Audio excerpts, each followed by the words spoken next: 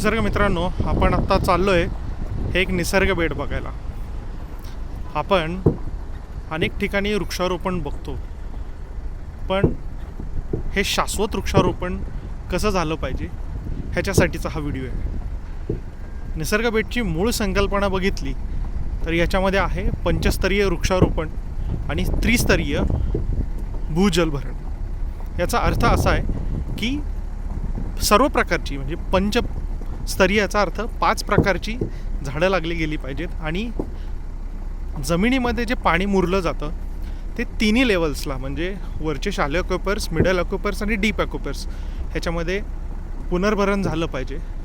ह्याचं कारणच इतकं आहे की आपण जे वृक्षारोपण करतो किंवा झाडाचं जर फंक्शनिंग बघितलं तर त्याच्यामध्ये पाणी हा खूप महत्त्वाचा भाग आहे आणि त्याच्यासाठीचं हे काम आहे. हा आत्ता जाणारा रस्ता आहे. दोन्ही बाजूला फुलांची जंगली झाडं लावलेली आहेत. अत्यंत सुंदर असा हा भाग दिसणार आहे.